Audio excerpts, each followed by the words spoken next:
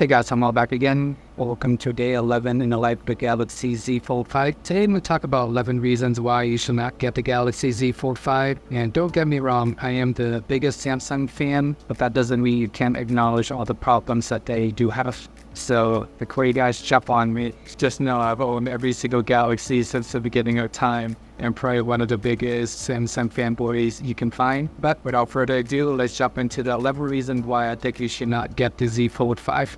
And in no particular order, first thing on our list is the phone itself is really heavy. I know they made it lighter compared to previous years, but it still feels like you're holding two phones together. Once it's closed up, and if you have to open up and use it as a tablet, it will be fine. But if you carry around all day using it with one hand, it gets really heavy. And even you're taking pictures or recording videos, holding it with one hand, you can feel it does get pretty daunting. Which leads me to number 2. It is hard to use with one hand due to the fact that it is so heavy, and it is really built to be a two-handed phone.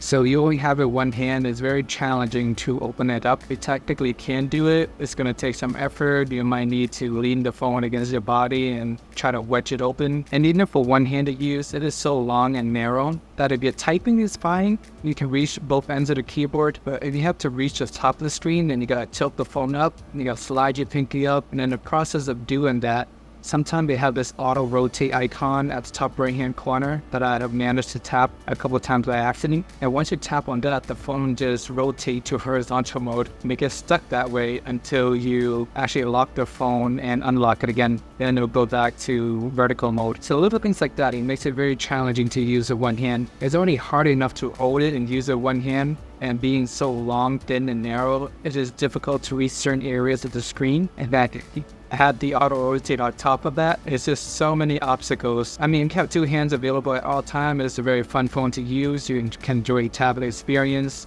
But me being a new dad, I'm holding the baby with one hand most of the time.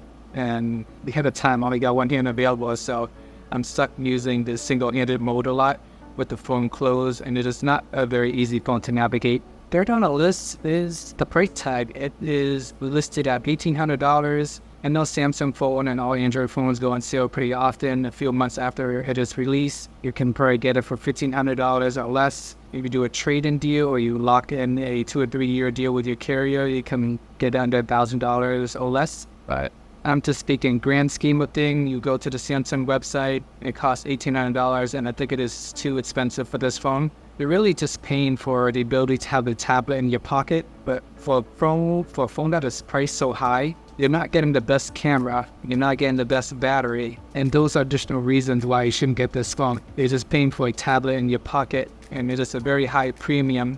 So those are, number 3 is expensive, 4 and 5 is it doesn't have the best camera, it doesn't have the best battery life. Crease in the middle, they're still there. I know people say your eye's gonna adapt, you might not notice it, but I certainly do notice it. Most of the time when I use the screen to watch YouTube video, if light is hitting it at a certain angle, or just standing to the side of the phone and not standing right directly at it, you're gonna notice the crease. And even navigating back and forth, you're gonna rub your fingers across it, in those in the middle. Sometimes if I'm just scrolling through web pages, I touch it, I see it, and it just does not look very nice. And the material that the inner screen is made of, it's kind of like a giant screen protector, so it's very shiny and reflective. And in addition to that, you add the crease on top of it, it just looks very ugly.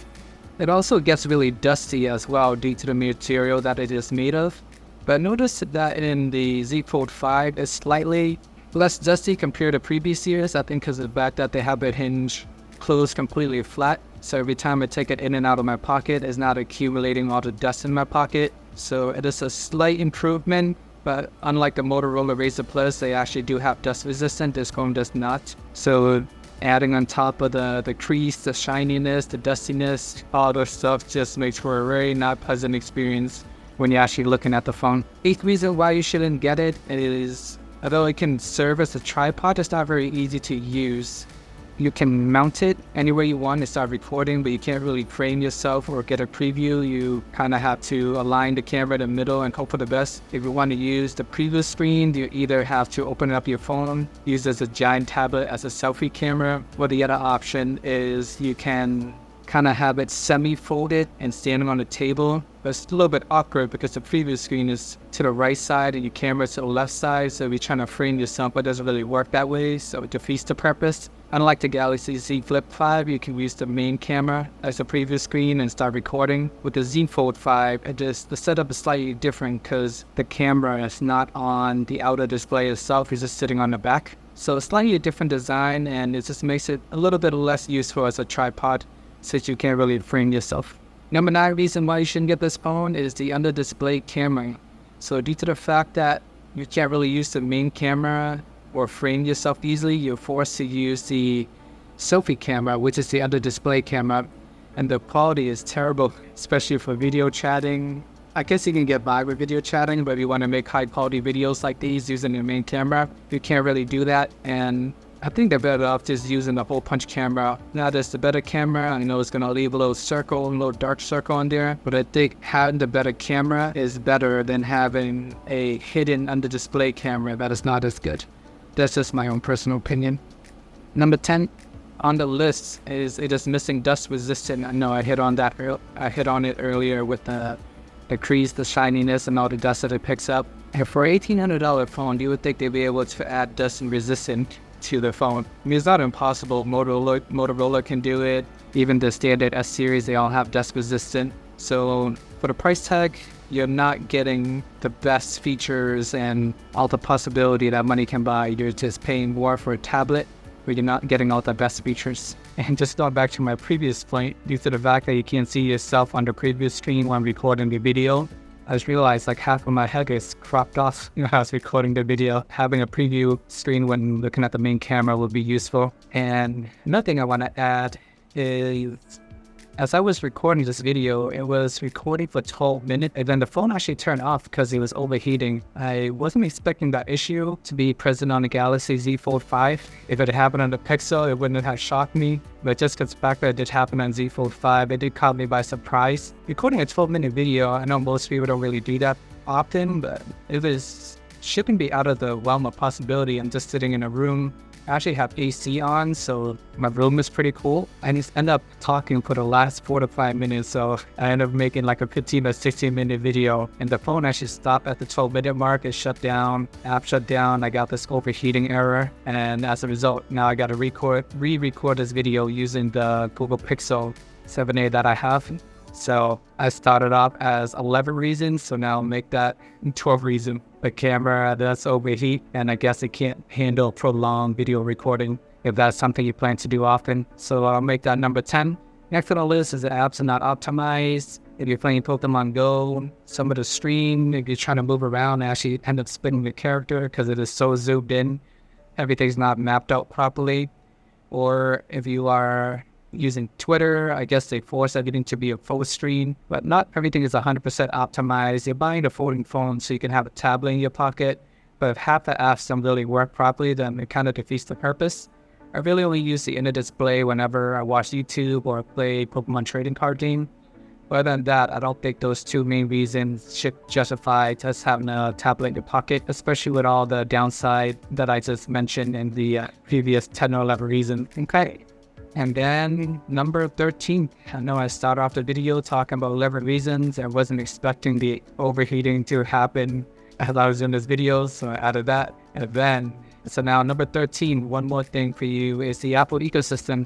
So if you already have an iPhone today, you're deep into the ecosystem, you have the AirPods, the Macs, and all of that. Switching over to Galaxy Z Fold 5 might not make sense for you, especially you got to deal with all the downside that I already mentioned, being too heavy and just expensive. You got to deal with the crease and all that, and now you got to switch to a different ecosystem. And if you're ready to be, especially in the US, if you're ready to be the Android guy, having the green bubbles, if those are things you don't want to deal with, and you're going to deal with all the downside of having a folding phone, it might not be the best time to switch. Maybe just wait until Apple eventually make their folding phone 10 years from now. But for now, if you're willing to be adventurous and try something new, then it's worth it. If not, you're better off to staying in your safe ecosystem. Alright guys, there you have it. This wraps up my video of 13 reasons why you shouldn't get the Galaxy Z Fold 5.